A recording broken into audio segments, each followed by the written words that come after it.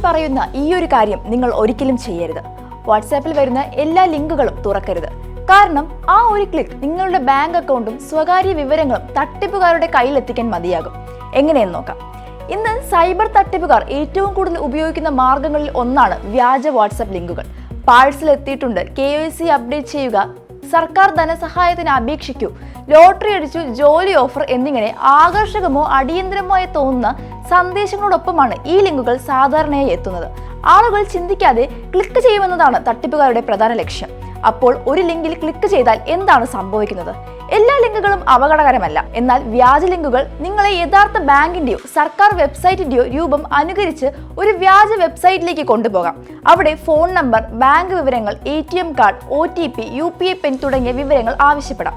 ചിലപ്പോൾ സുരക്ഷാ പരിശോധന എന്ന പേരിൽ ഒരു ആപ്പ് ഇൻസ്റ്റാൾ ചെയ്യാൻ ആവശ്യപ്പെടുകയും ചെയ്യും.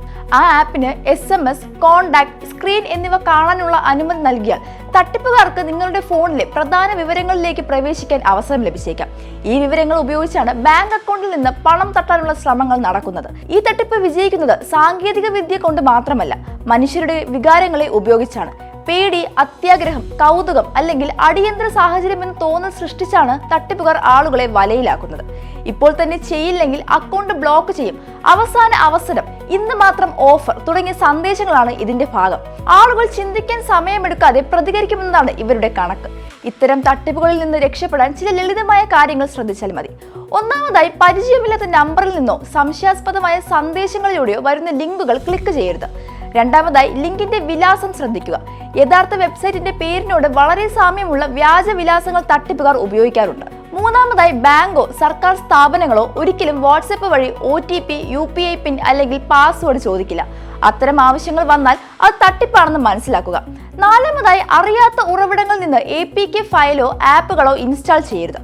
കൂടാതെ 2 ഘട്ട സുരക്ഷ അഥവാ 2 ഫാക്ടർ ഓതന്റിക്കേഷൻ ഉപയോഗിക്കുകയും ഫോണിലൂടെയും ബാങ്ക് ആപ്പുകളിലൂടെയും സുരക്ഷിതമായ അപ്ഡേറ്റുകൾ കൃത്യമായി ഇൻസ്റ്റാൾ ചെയ്യുകയും ചെയ്യുക. ഓർക്കുക, ഇന്നത്തെ കാലത്ത് വലിയ സൈബർ തട്ടിപ്പുകൾ പലപ്പോഴും ആരംഭിക്കുന്നത് ഒരു ചെറിയ ക്ലിക്കിൽ നിന്നുകൊണ്ടാണ്. അതുകൊണ്ട് വാട്സാപ്പിൽ ഒരു ലിങ്ക് വന്നാൽ ആദ്യം ചിന്തിക്കുക, അയച്ചത് ആരാണെന്ന് പരിശോധിക്കുക, അത് വിശ്വസനീയമാണെന്ന് ഉറപ്പാക്കിയ ശേഷം മാത്രമേ തുറക്കാവൂ.